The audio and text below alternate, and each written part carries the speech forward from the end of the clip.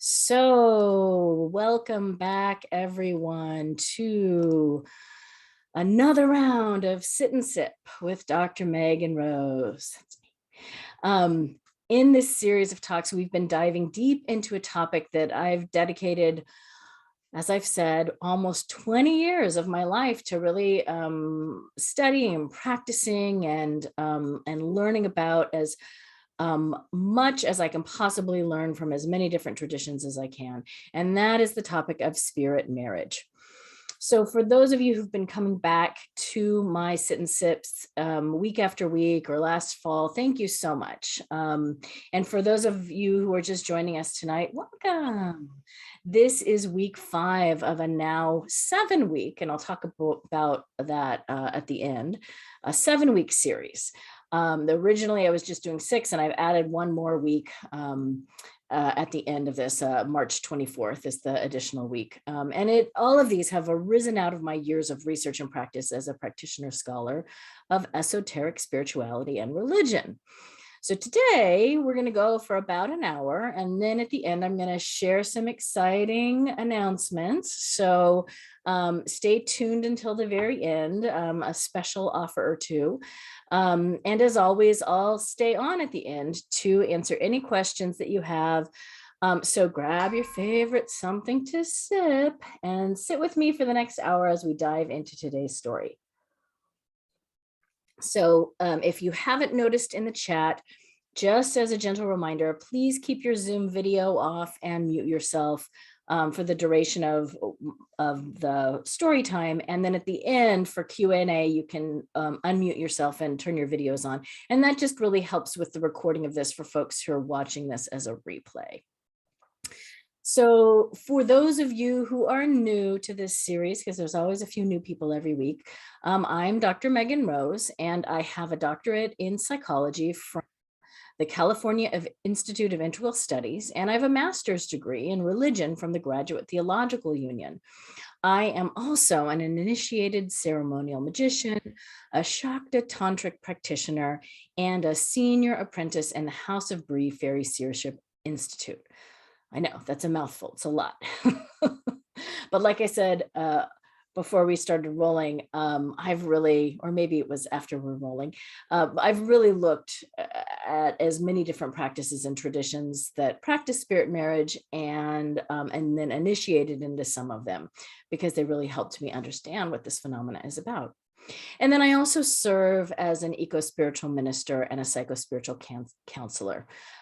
So that's who I am. But tonight we're going to be exploring the story of the New Orleans Voodoo Mambo, or a priestess, whose name is Suzette, or pseudonym, I should say, is Suzette. And like many of my co-researchers, Suzette did wish to remain anonymous. So I'm going to be reading her story tonight. We don't have a special guest tonight. But like the West African shrine keeper that I shared her story a few weeks ago, Suzette's tradition is one that I am neither an initiate nor a practitioner in. So to really hold the sanctity of her story and not get off into speculation too much, because I am not an expert in Vodou, I'm going to really stick closely to the text tonight and the chapter that is her story. And that's also because I really want to keep it as much in her words as possible, and also the story that she shared with me and approved. So without further ado, I'm going to be reading you from my new book that's coming out in just a few short weeks, Spirit Marriage, Intimate Relationships with Otherworldly Beings. And we're going to be reading her chapter tonight. All right, here we go.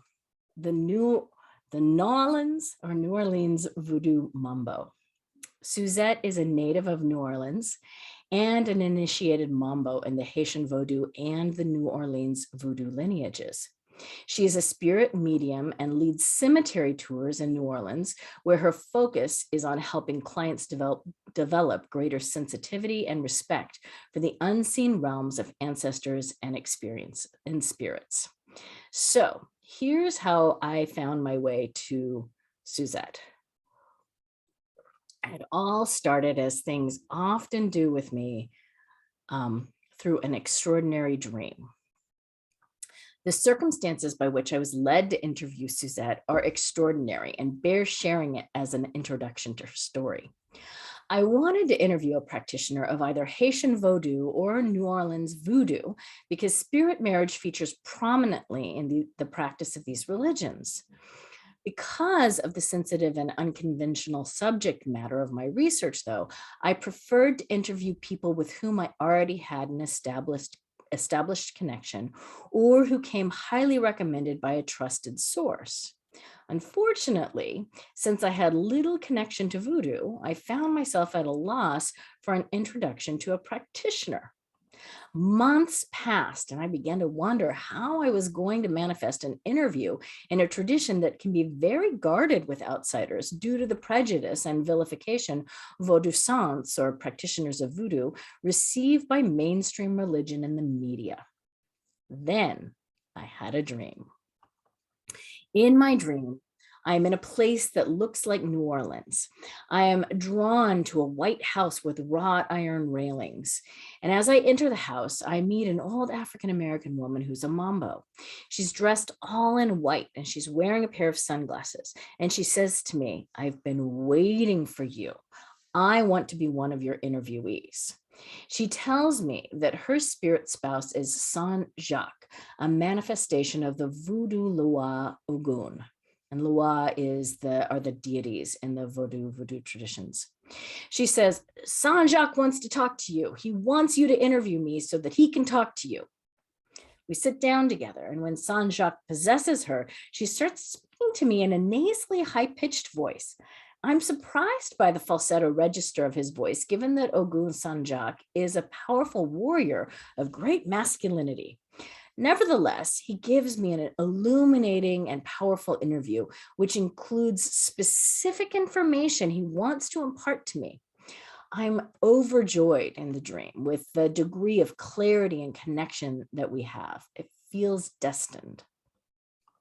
Unfortunately, once I woke up from the dream, I couldn't remember the details of the interview, other than that he insisted I write down his name as Saint Jacques so I could see it spelled out in the dream and would remember it once I woke up. However, I woke up still feeling very excited and optimistic. Even though I didn't know how it was going to happen, I knew that the roads were being opened to me to collect an interview with a Vodou practitioner. The next day, I emailed a few friends who organize a folk magic festival in New Orleans each year. I shared my dream with them and asked if they were familiar with anyone in New Orleans who might fit the description of the woman in my dream. And they put me in contact with a prominent New Orleans mambo, the Voodoo Queen Bloody Mary, who graciously agreed to speak with me on the phone. She patiently listened to my dream, and then she quizzed me about the specific details of my dream. Was the name you heard specifically Saint Jacques? She wanted to know. Yes, I said. Did the old mambo have one lens missing from her sunglasses? No. After she was satisfied with the details of my dream, she explained that she believed the mambo in my dream was actually a gede, a spirit of the dead. And she told me that if I came to New Orleans, she would do an interview with me. And she would also put me in contact with others in her lineage who might want to be interviewed. Yay, the doors opened.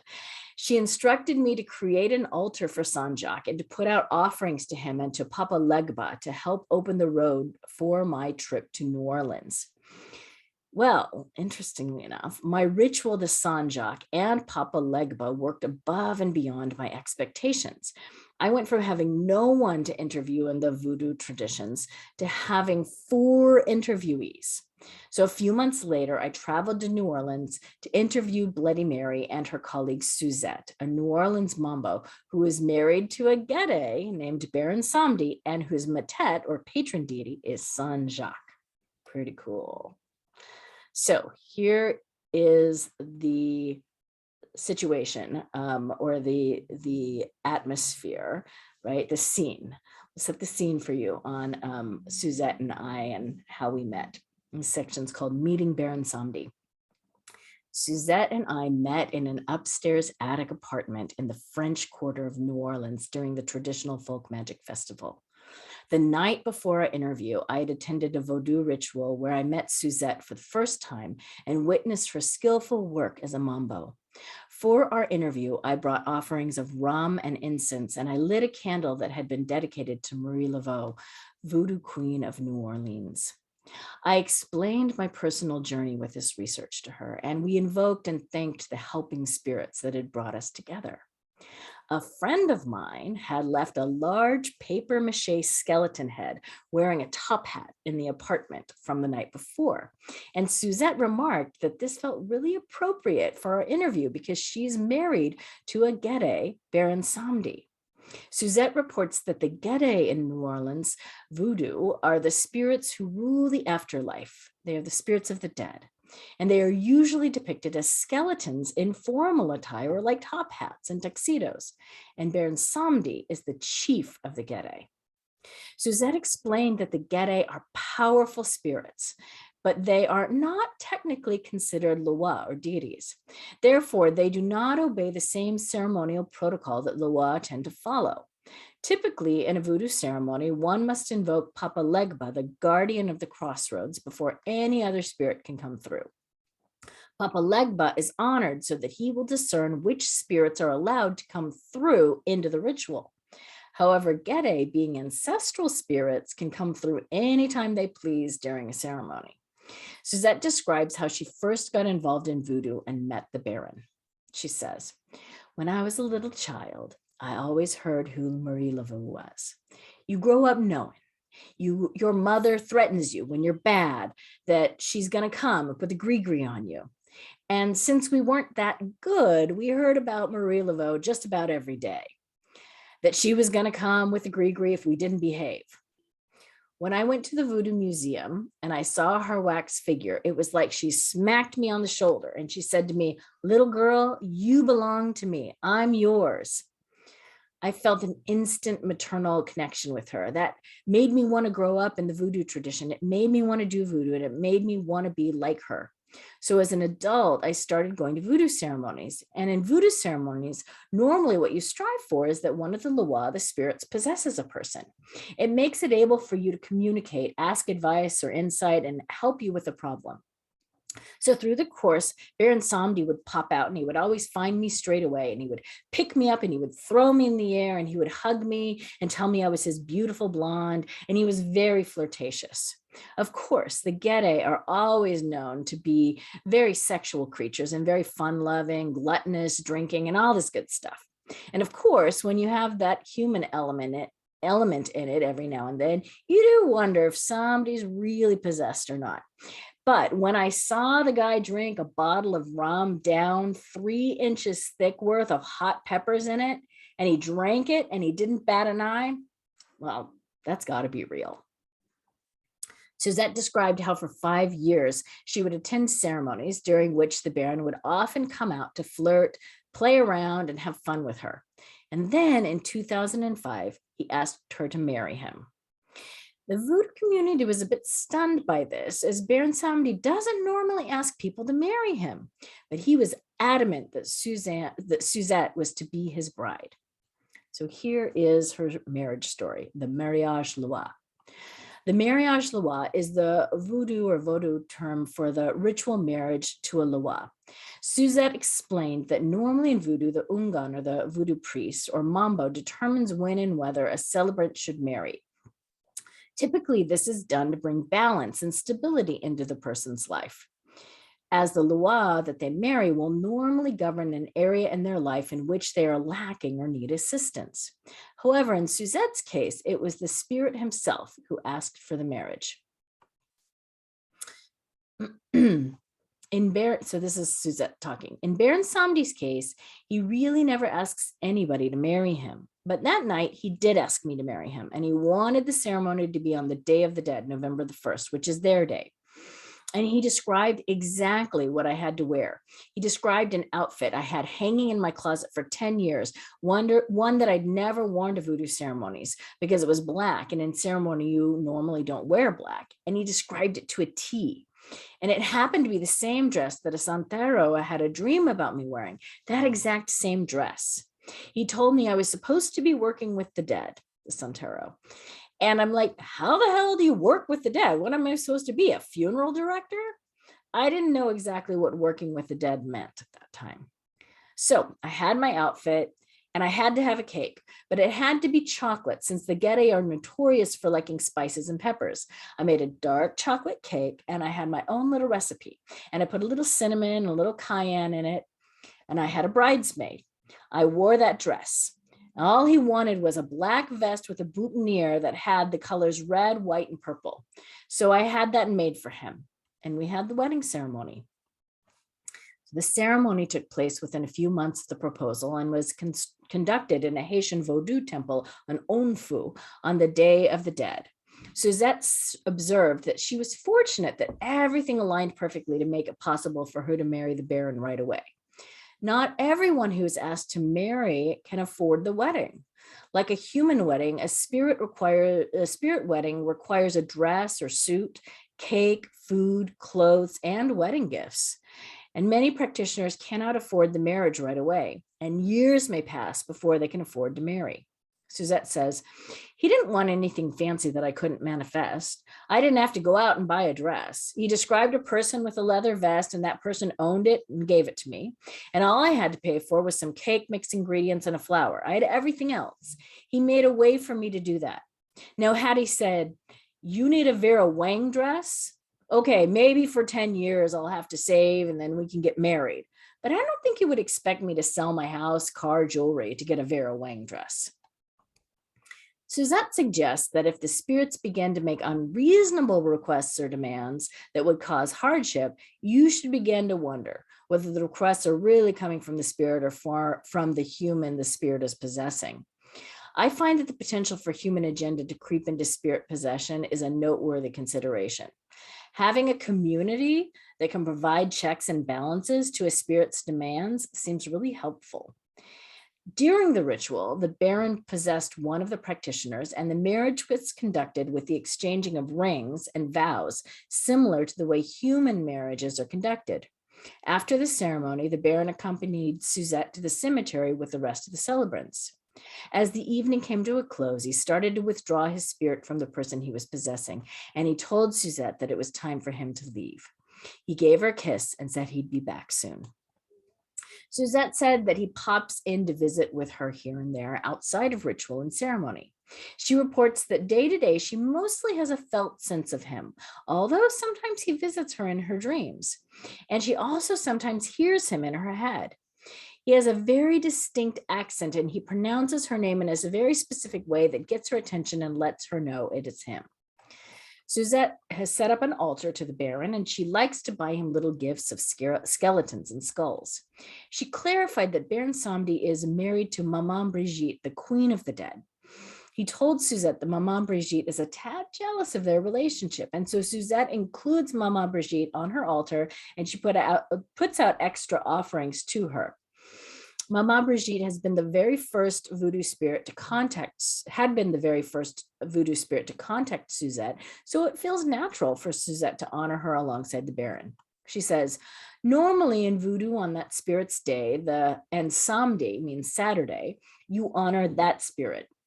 Even if you're married or engaged to a human person, you don't have sex on that night.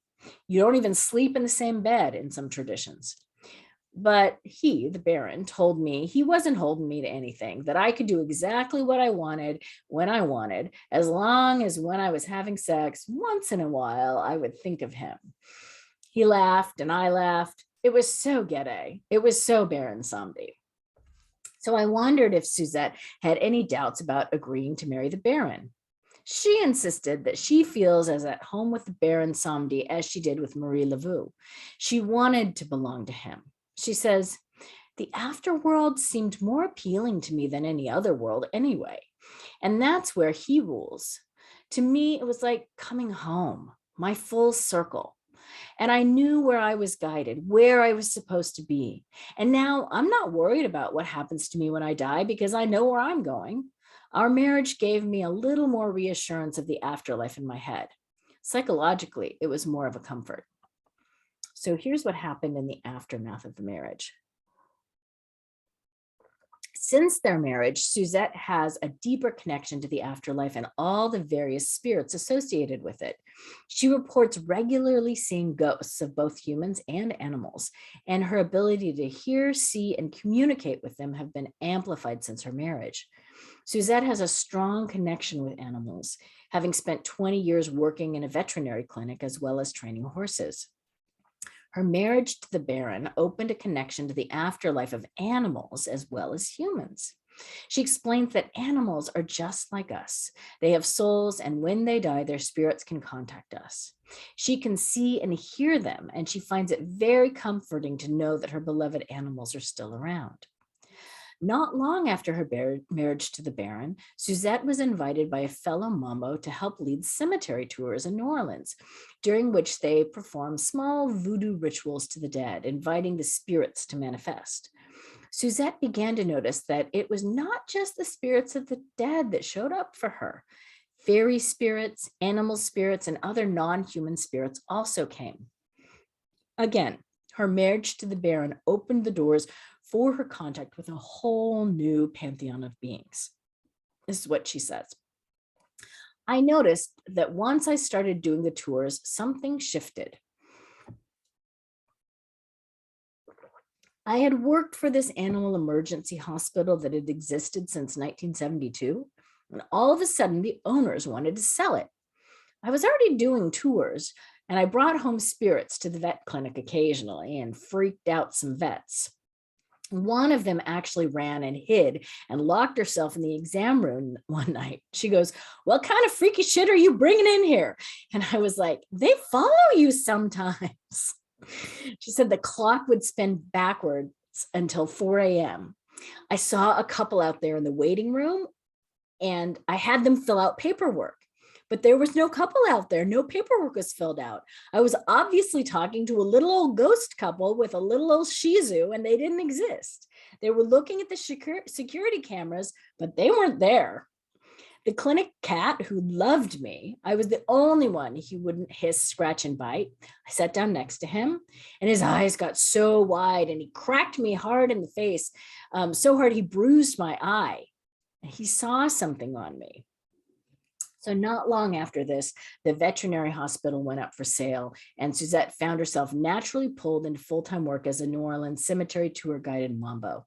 Suzette exclaims, "I'm like the Santeria priest said I would be. I'm working with the dead now, and it's on a nightly basis." So here's a little bit about the impact on her human relationships. Becoming a Voodoo Mambo was a significant departure from Suzette's Roman Catholic upbringing. Many of her relationships shifted after her ordination and spirit marriage. Suzette reports that her conservative Catholic mother was horrified to hear of her ordination. She says, "She did tell me when she found out I was an ordained voodoo priestess that I was going to go to hell when I died. I asked her to save me a seat." And she didn't say that anymore. Sometimes you got to fight fire with fire, or else they're just going to continue to point and aim. I eliminated that problem. At the time Suzette started formally practicing voodoo, she was in an 8-year relationship. Her partner told her he thought that practicing voodoo was making her stupid. Suzette quips, "But you got to consider the source. This is coming from somebody who couldn't go 3 minutes without a drink." She goes on to say that the source of his derisive attitude was the fact that she had finally found a tradition within which she felt at home. Voodoo gave her confidence. Suzette asserts that she had found her community and was therefore no longer sitting at home waiting for him to come home after a night of drinking. Voodoo made her more independent, and it gave her a purpose. And once she started focusing on that, she became less and less interested in supporting his alcoholism. One of the voodoo deities, Erzulie Dantour, ultimately helped Suzette in making the transition away from this unhealthy relationship. So Erzulie Dantour is a fierce, dark-skinned female Loa who protects women, children, and single mothers. She was Suzette's first matet, and she empowered Suzette to end that unhealthy relationship. She says, "I was a single mom, so I think that's one of my deep connections with her. She pops up in my dreams a lot too. I actually painted an image of her. For my initiation for Dantour, because you bring them a gift, I did a portrait of her." I mentioned that I mentioned that I've heard to use caution when working with Erzuli Dantour because she's seen as dangerous. Suzette offered a different perspective. She said, I don't consider her to be that fearful. To me, she's my mommy. I love her. You're not going to be fierce with your own children or your own kind. You're going to be that way with an enemy. I think that if you ask her to help you because someone is really hurting you, like a woman in an abusive relationship, Dantour is going to kick his ass. She's the one that needs to be he's the one that needs to be worried about her fierceness, not the person working with her. So since she ended her human relationship, Suzette has chosen to remain single. She says, he, her former partner, kind of did me in. I wanted to take a break and I started focusing on other things, and I really haven't had time for a relationship. So we talked about what it would be like for Suzette to get involved in another relationship now that she's married to the Baron.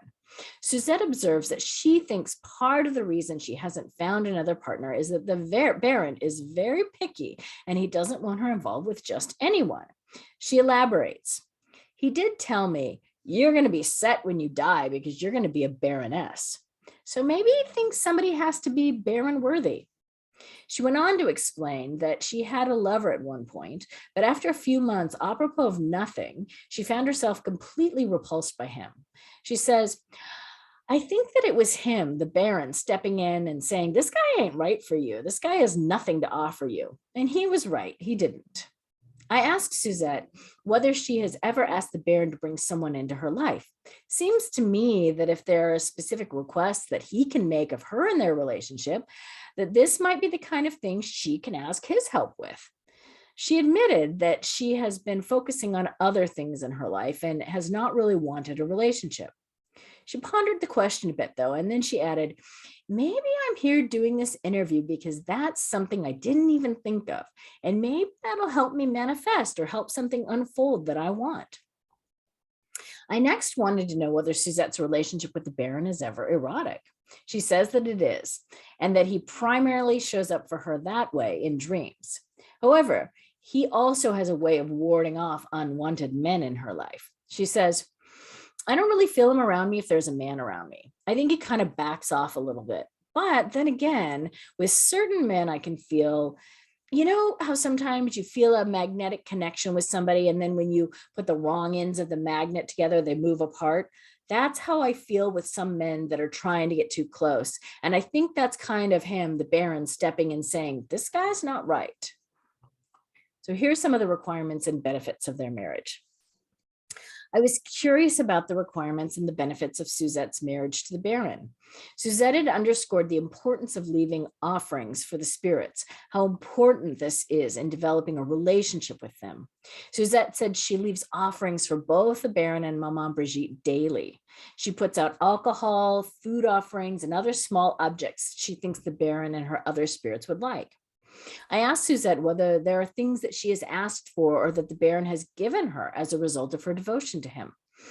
And she said that many traditions teach that different spirits are to be appealed to for different things. Some spirits provide money, some love, some luck, some protection.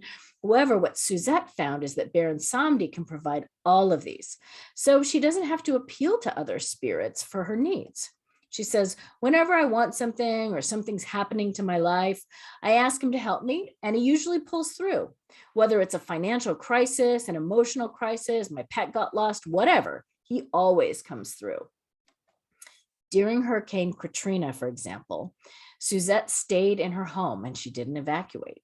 She had known that where she lived, she was not in any imminent danger, and the Baron had told her she was going to be okay. Her boyfriend at the time, however, didn't have the same faith. And as a result, he panicked and he drove his car into deep water where it sank. Suzette, meanwhile, and her menagerie of pets came through the crisis just fine. No one was hurt and nothing was lost. She attributed this to the Baron's protection and guidance. She elaborates.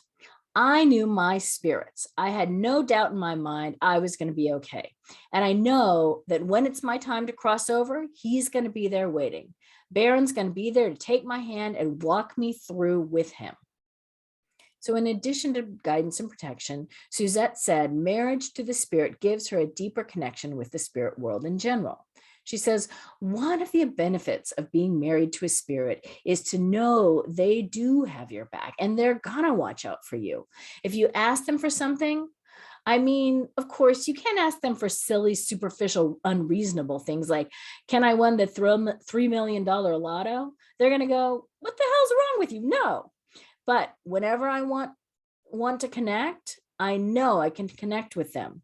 Whenever I want to work with the dead, I know I can ask them to help me strengthen that bond. I don't fear them. And a lot of people do. People who don't work with the dead are like, oh God, I'm going to die if I see a ghost. But why? Why are you so afraid of them? If it's your own family, why would you be afraid to see your grandmother again? Would she hurt you in your real life? No. Then why would she hurt you now? Of course, if it was an abusive parent or something, then you wouldn't want to talk with them. So Suzette suggested that being married to a spirit is not all that different from being married to a human. You are in a relationship with a someone. You are married to a person, a consciousness, except they're just not in a physical body. You cultivate a relationship with your spirit spouse just like you would a relationship with a physical spouse. You talk to them every day, not just once a week on a special day. You carry out a daily ongoing dialogue in which you share your hopes, your dreams, your fears, and your concerns. I shared with Suzette my belief that we season ourselves with the relationships we develop in life, and spirit relationships are no different. We bring things to them, and they bring things to us. We become more of who we truly are being. We become more of who we truly are by being in relationship with someone else. And we are given greater access to the realms of spirit and expanded consciousness by seasoning ourselves with spirit marriage. Considering Suzette's confidence in the middle of the Katrina crisis, I wondered how she learned discernment. How does she balance feeling empowered and protected in her spirit marriage while also not taking unnecessary risks? I imagined that some people may seek a spirit marriage to escape life's challenges and difficulties, thinking that if they're married to a protector spirit, nothing bad can happen to them. But Suzette insisted that this is simply not the case. One does not enter into a spirit marriage to avoid the bad things in life.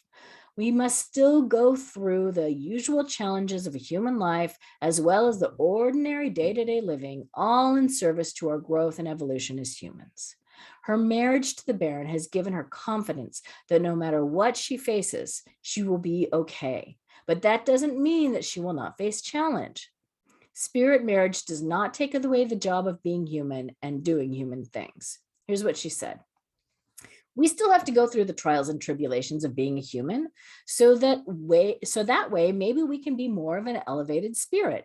Everybody's got to pay their dues, you know. I know I'll make it through, but there might be hot coals to walk on. And in the long run, I'll be okay. It's an ebb and tide like the waters. We come from the water. There's going to be a tsunami now and then. There's going to be an ebb and a tide. Nothing's ever even keeled. So maybe they need to strengthen me by making me go through this first to open my eyes about something and make me more aware. But they're going to pull me out of it in the long run, even though I have to work. They're not going to give me a cakewalk, and nothing's a free ride.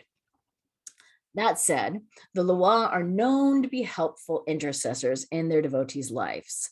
Suzette describes how her friend, the maid of honor at her wedding to the Baron, had some family members with serious health issues. And because the Gede also rule the realm of healing, Suzette asked if the Baron would help them. She says, a friend of mine came to the Day of the Dead ceremony with her mother, and her mother has major health issues, was facing knee surgery and could barely walk. And she came to the ceremony and I was like, are you sure? We have to walk 8 blocks to a cemetery. And Baron Samdi came through that night and I said, Baron, she's having some issues with her health, and so was her brother. He had had a heart attack at 23 and had something else wrong that wouldn't heal. And I said, I need some help from my friends. And he kissed me and he said, you know, you're the one I can't deny anything to. And so he went and he did a little something, and her brother got a clean bill of health. And her mother walked to and from the cemetery and she didn't even limp. So we talked about, are there any risks? I asked Suzette whether she feels there any risk in marrying a spirit, and she astutely remarked, there are risks in any relationship, but I don't feel that this is a normal relationship. You're with a divine being, so what's the risk? I pressed the question, citing that I've heard the rumor in voodoo circles that if a spirit proposes marriage and you do not accept the proposal, that they may make life difficult for you until you acquiesce. So Suzette responded with certitude. She said, I don't believe that. They know sometimes that we are incapable of doing things, such as producing a wedding because of lack of income or because of lack of means. If you feel worried about this, that's your own guilt coming out. I think it's a manifestation of your own guilt that you feel you're not doing this fast enough.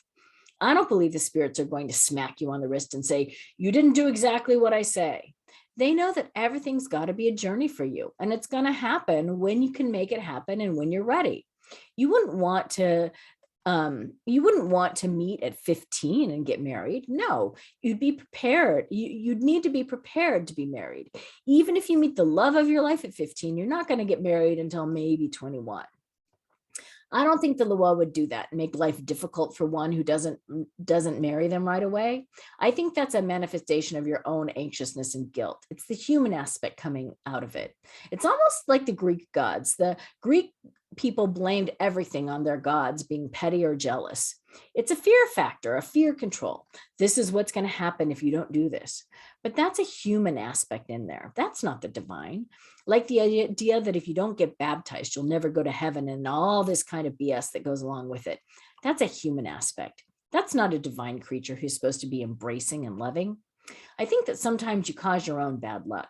Sometimes you cause your own misery. And if you were asked to marry and people think that it's going to happen today, people today are always in a rush. So unless the law give you a specific date, like mine did, it has to be this Day of the Dead. 1 year for us is a minute for them, or 10 years for us is a minute for them, you know? Unless they put a time frame on it, people are just manifesting and saying it's law.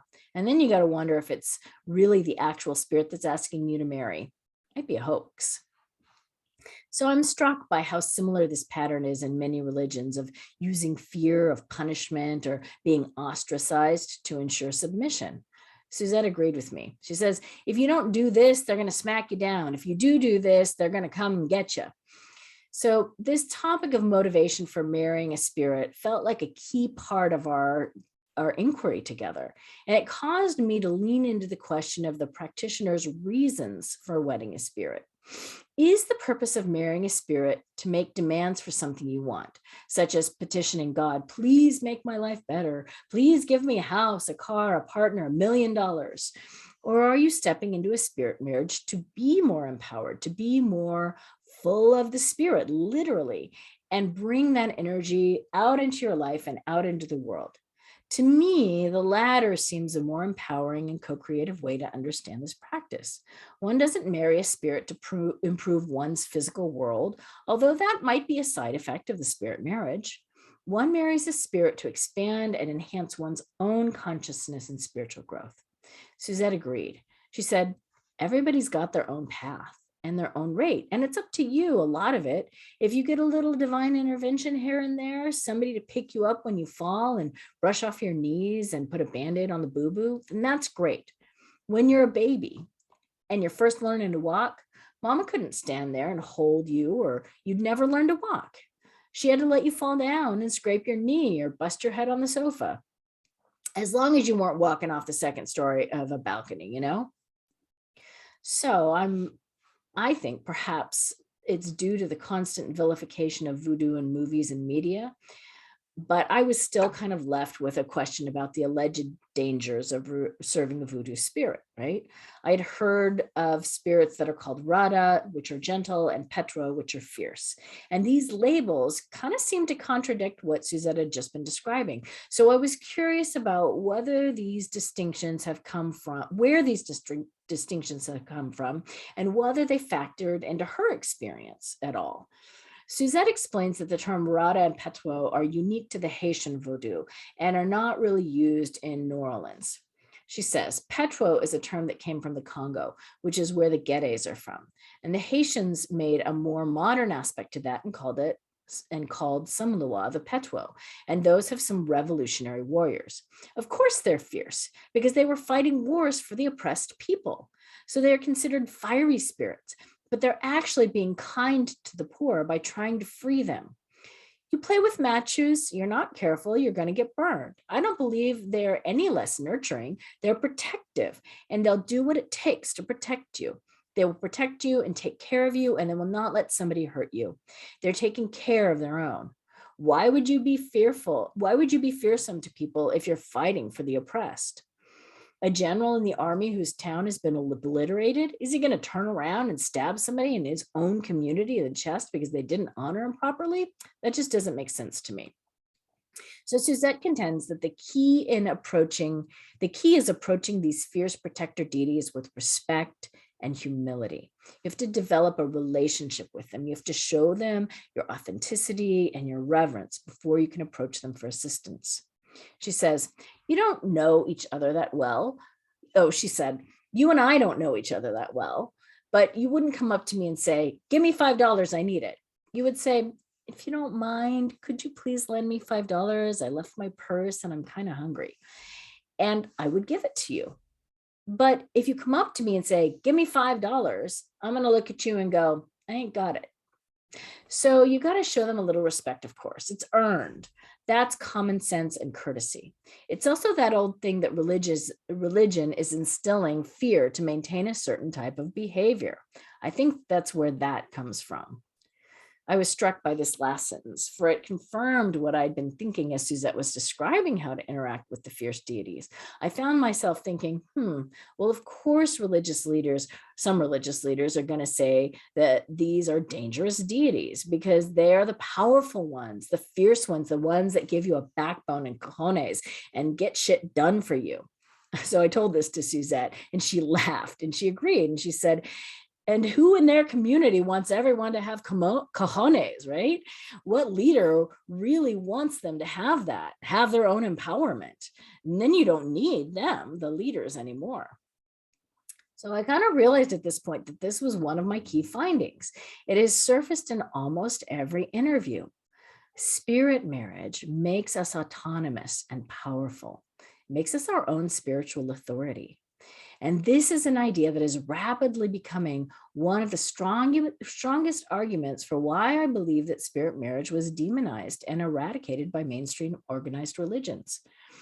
Spirit marriages lead to a kind of self-sovereignty and self-governance, which requires that you know yourself, claim your power, and then act in full agency of yourself and your community, regardless of whatever the dominating forces may tell you. Spirit marriages can lead to audacity of spirit, spiritual transformation, and even social revolution. Suzette wholeheartedly agreed with my assessment. She said, just like the Catholic Church doesn't want that little passage getting out that says the church is within you, because it's all about control, power, and money. And if you eliminate those three elements, you're going to have a lot less angry spirits and ones that are fearful and ones you got to watch out for to be careful with. If anybody's been elevated to the level of being a deity, they're an example that you follow. So why would you follow a petty, self-serving, antagonistic, step on you if you step one fraction out of line deity? Why would you want to be part of that pantheon? I don't. Most of it is a control thing. It's to enlist a certain behavior of the group members. And this is why organized church sucks, she said. You get a group of 5 people and everything's hunky-dory. Everybody feels the spirit and is doing their service. You make it 20 people and it starts getting a little more about the ego, the ranks, and the power. And then here it comes, you got the leaders and they don't want anybody filling their shoes. They don't like threats. So they eliminate them by making up all these frickin' ass rules. And if you don't follow the rules and this spirit finds out, beware, then of course everybody's going to fear that spirit. So Suzette's passion for poking holes in patriarchal, homogenized dogma, be it Catholicism or even stricter forms of Vodou, I found really inspiring. I found myself wanting to jump up and cheer and add a volley of new ideas that arose as she was speaking. But I realized that, to truly do justice to practitioners of marginalized spiritualities, what I really needed to do was just slow down and remain quiet and listen more carefully as she spoke from the inside of her own tradition. We really need to hear these voices of marginalized spiritualities. We need to learn from their years of experience working in the shadow of dominating religion, dominating mainstream religion, right? We need to allow them to tell us how best to undertake a dialogue of inclusivity and co-creation.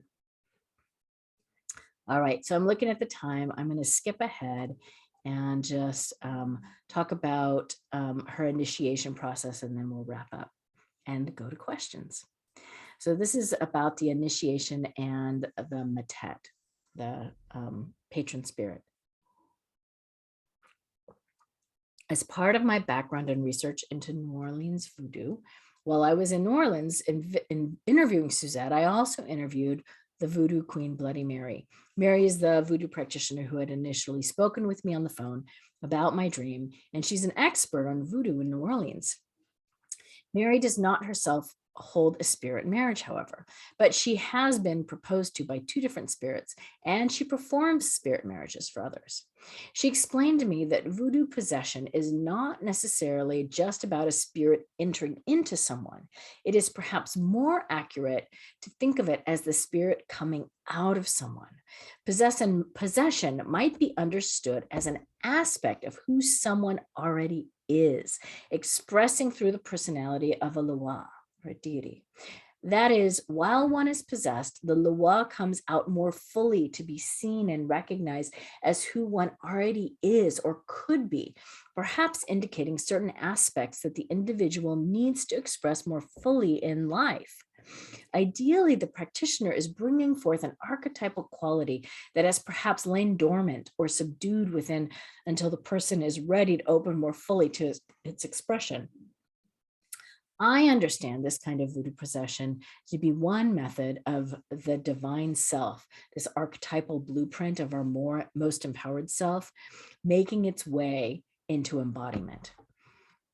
Mary's conceptualization of spirit possession is a really different concept from the more conventional idea that the spirit possession is a matter of giving over control of oneself to an outside entity. However, Mary was quick to point out that both practices are present in voodoo ritual and in dream possession. She explains by saying, a voodoo crisis is a term for the process of this change, the in-between states of rejection and acceptance as the spirit and the flesh balance into harmony or disharmony in the Loa. Does the horse, the human practitioner, want to be ridden or possessed? Does he or she buck and fight or protest too much? Or is there grace and trust in the surrender? This is the internal and external gist of it, and each encounter is unique. So although there are divine archetypes within all of us, and we are a part of them, Mary also made it clear that it is an external spirit that takes possession of us. She describes possession as a two-way street. When the spirits enter, they use your body and they ride the horse. You are the horse. They then enjoy the physical pleasures of food and dance and liquor, etc. And you may do superhuman or unusual things during the possession that you don't usually remember. You could give divinations and healings and such to the group. And when the spirits exit, they leave a little divine spark in you and they lift you up. So to me, it seems that there is a similarity between the relationship one has with the matet and the relationship one might have with a spirit marriage.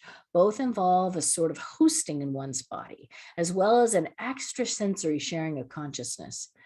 The differences are subtle, and yet they're really important, between expressing an innate and archetypal quality that emerges inside of you as the matet, and seasoning yourself with marriage, the marriage Loa, or marriage to a Loa. So when I brought this up to Suzette and we talked about it, she elaborated more fully on the difference between the way she experiences her matet and the way she experiences the marriage. She says that she has never been possessed by the Baron. He has always interacted with her through writing someone else. The matets, however, she said, are different.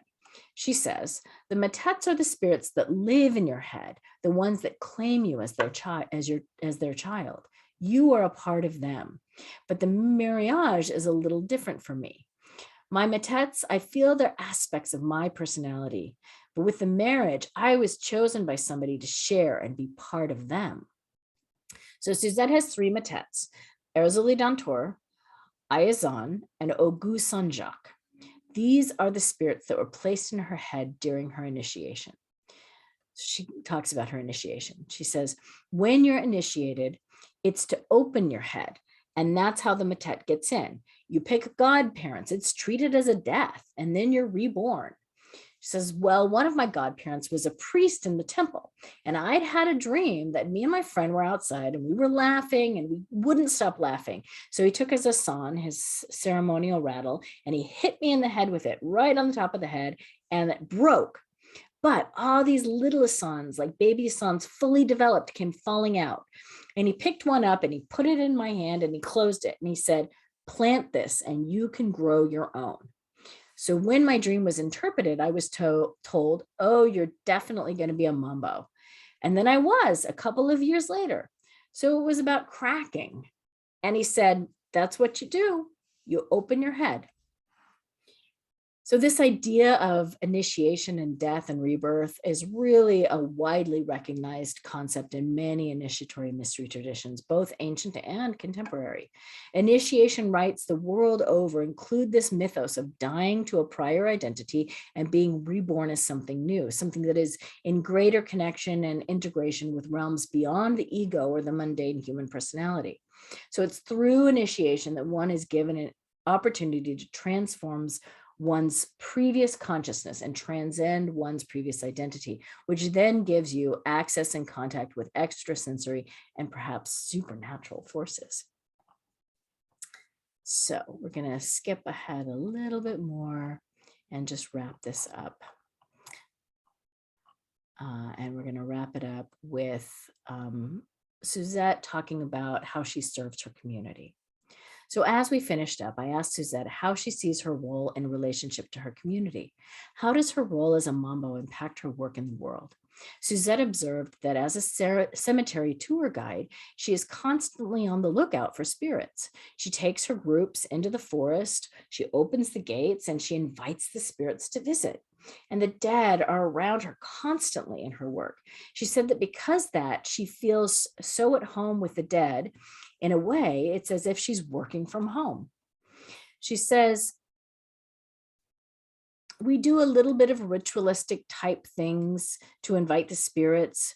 If anything, we make them aware that it's not anything they need to be scared of anymore. It teaches them, the tourists visiting, and they go home with some kind of an education and an experience.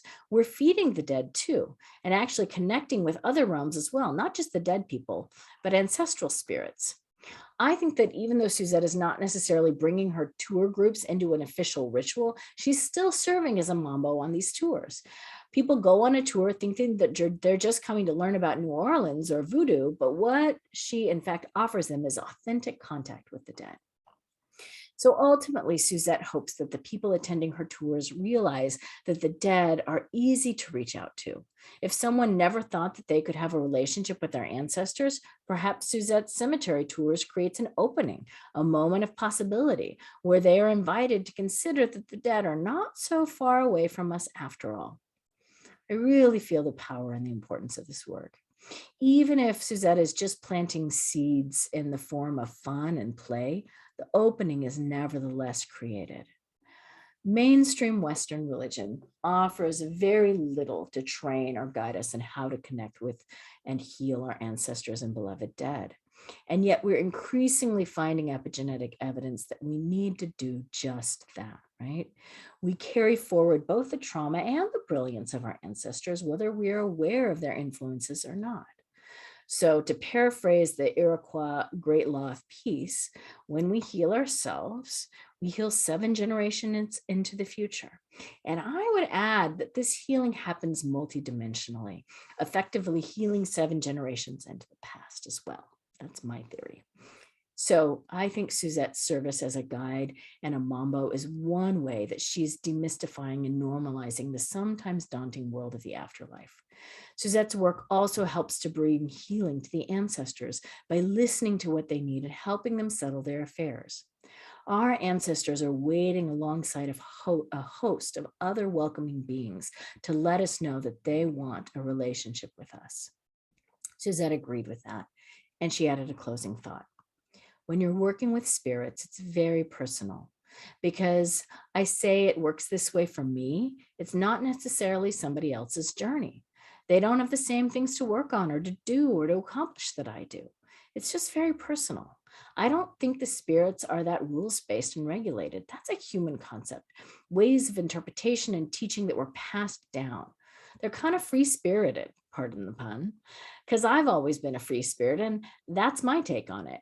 I'm not as worried about rules or pleasing. I just know that when I do my best to serve them and to work with them, and I do that in daily life, even in my job, I think they're happy.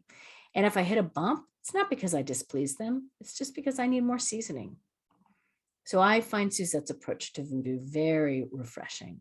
She uses the tools it gives her for self-empowerment, and she accepts total personal responsibility for her path in life. Her marriage is one that teaches her to listen to the voices of the dead, to look for opportunities to serve and heal, and ultimately to teach others to stand in their own agency and sovereignty to do the same. Suzette's marriage to Baron Samedi has made her an empowered, independent woman and a sensitive and effective mambo. So you can read all of Suzette's story, because I skipped over some parts, and the 3 other Haitian Vodou practitioners that I interviewed in my upcoming book on spirit marriage, which is coming out in just a few weeks on April the 5th. And for those of you who have stuck around to the end, thank you. I'm really thrilled to announce that I'm going to be doing my first official book event on March the 30th, and it's going to be sponsored by East West Bookshop in Mountain View, California. And don't worry, it's going to be online. You don't have to be in the Bay Area to attend. So you can attend from anywhere.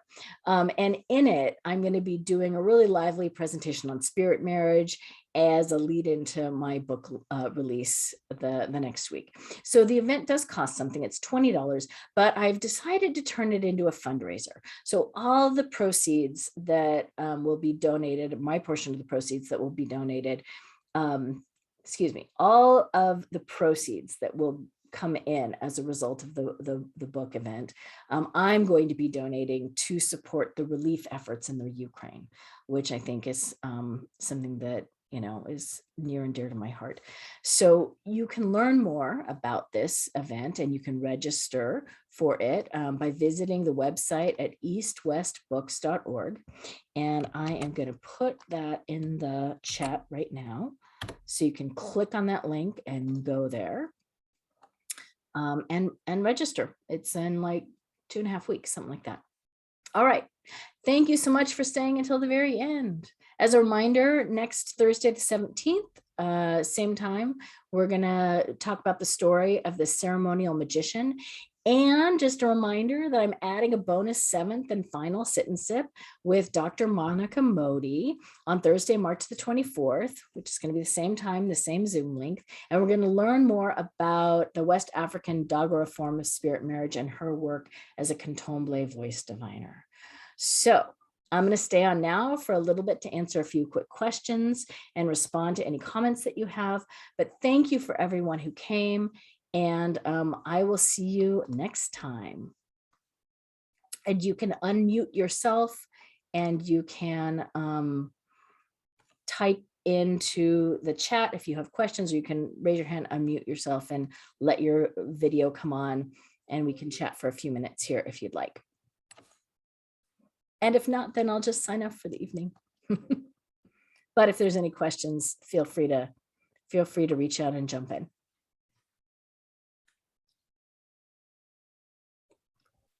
just want to send out another great big thank you for these awesome meetings, meetups. Yay! Oh, you're welcome. Thank you for showing up again and again. All right, folks. Well, if you do have any other follow-up questions, you can also head over to the Sit and Sip. Oh, Joe, yes, question. I saw your hand go. No, no question. You're just waving. Okay. Yeah, just waving. Hello. So if you do have any questions that pop up, after we're off today, you can always go to the Sit and Sip with Dr. Megan Rose Facebook group, which is a public group, and you can post them there. All right. I'll see you all next week. Much love. Thank you so much for showing up tonight. Good night.